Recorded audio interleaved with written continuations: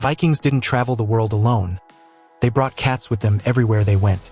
DNA analysis of ancient cat remains showed that domestic cats spread across Europe and beyond largely because of Viking traders. They kept cats on ships to control rodents, and as they explored and settled new territories, the cats came with them. Genetic traces of these Viking ship cats have been found from Scandinavia all the way to the British Isles, Eastern Europe, and North Africa.